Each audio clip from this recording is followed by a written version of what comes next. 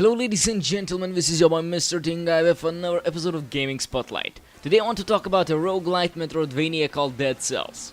It was developed and published by Motion Twin and left early access on August 7th, 2018. Dead Cells is a Castlevania-inspired roguelike, and for being so relatively simple, it's exceedingly fun. The gameplay itself is fluid and responsive. The art style is beautiful and full of life. The music is amazing and deserves credit in and of itself. The gameplay loop is minimalistic enough that there is not really much to complain about with this game, and it can be picked up pretty easy without it feeling like it's holding your hands too much. Many games fall into the trap of becoming overly complicated or feature heavy, to the point of you keeping the Wikipedia open in another tab while playing. While sometimes there's an itch for those levels of depth, this game does a great job of not falling into that trap.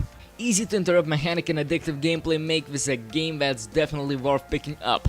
There's jumping, double jumping, running, rolling, slashing, dashing, whipping, tripping, knifing, strafing, dying, crying, buying, lying, and most of all retrying. But the continued playthroughs aren't a chore, they're a pleasure. It never feels like a grind or a waste of time, but a sharpening of skills and good time to be had. The mechanics of a game are incredibly fluid and fairly tight. This is key for any game that relies heavily on movement and reaction, and Dead Cells does it very well. Combat is fairly simple, utilizing set attack patterns and dodge to deal with enemies. However, there's a great amount of weapon variety in the game, and can change how you play each run. There's also a ton of upgrades to obtain in Dead Cells, weapons, abilities or mutations.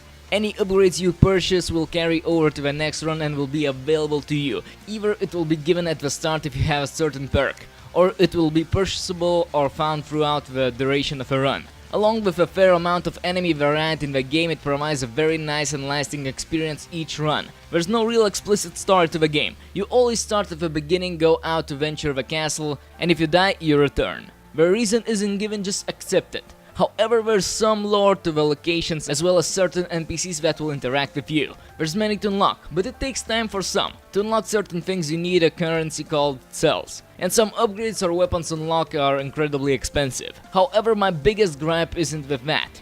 It's with the start upgrades you find during each run. To be specific, these do not carry over runs and must be found in each individual one.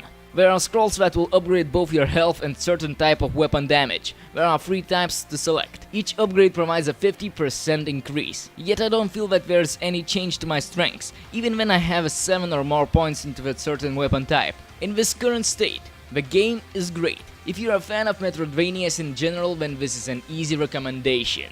Okay, this is your boy Mrteamguy with another episode of Gaming Spotlight. Just wanted to say thanks for watching and have a nice day.